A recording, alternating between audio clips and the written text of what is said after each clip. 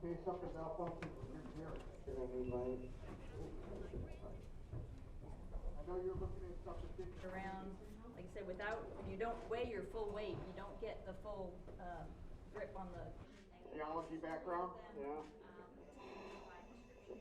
I like Jessica.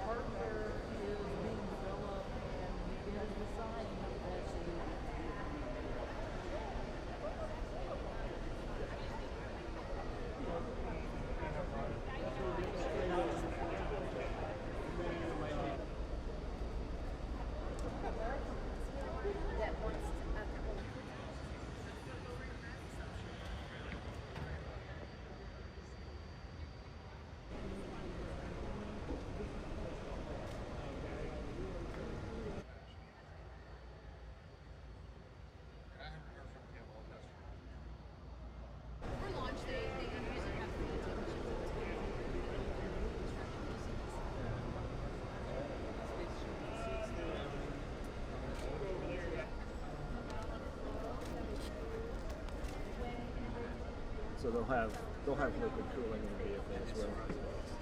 Yeah, it's a Patagonia shirt with tubing running for to make it more comfortable for long-term usage.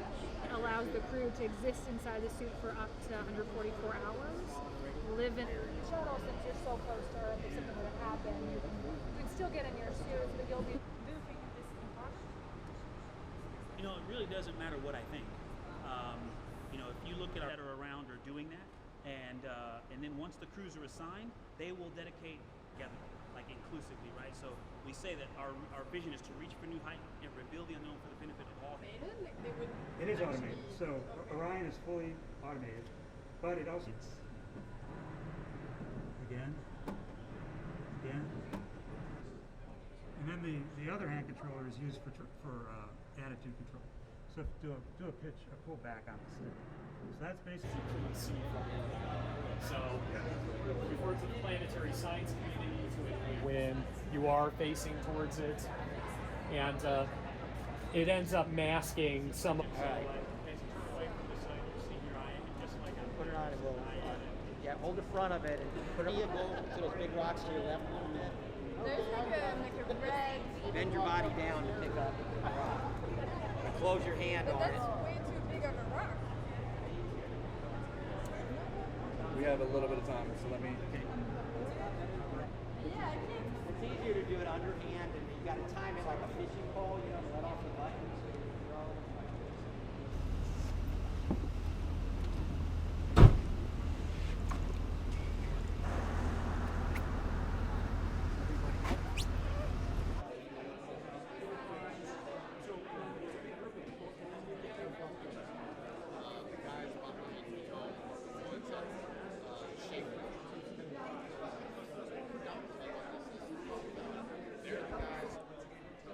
If it's easy, I think you're not doing it right.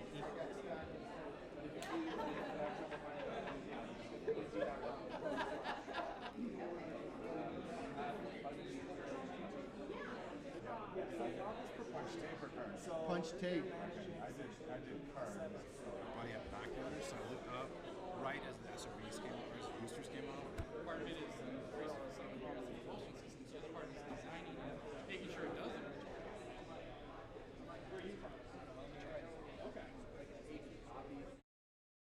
Remember, our sights are not set on the moon. Our sights are set clearly on Mars. And everything that you're thinking about today, everything that we're going to do on Artemis 1 leads to Artemis 2, which leads to Artemis 3 when we hope to have humans on the surface of the moon. But Artemis 3 is leading to the rest of the Artemis program. The first woman, the first person of color on the surface of the moon, and then the first humans tracking out to Mars and putting our footsteps in building science laboratories and inhabiting another another planet. To me, it's just.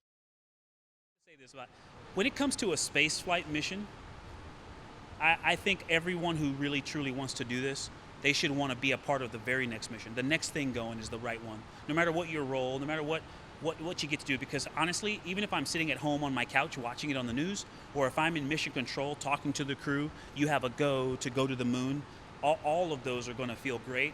And so whatever your role is, you should embrace that. But all of us should want to be on the next thing smoking. That's how I truly feel. But emotionally.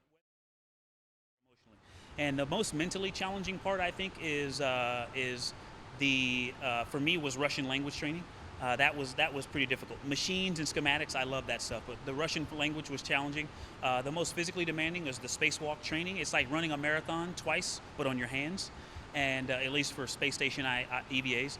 And then the most spiritually or emotionally challenging is this time away from family. So really, of all of the things we do, the part for me that is the toughest is when I have to leave home for a long period of time. That's 2015. So I've been working 7 years now on Artemis program, and it's at times it's easy to lose track of the fact that you're building and designing a spacecraft that's going to go to the moon, that's ready to carry humans.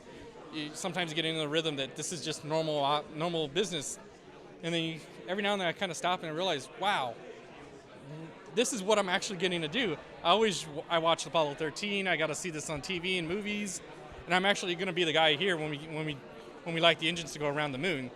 That is really amazing. So.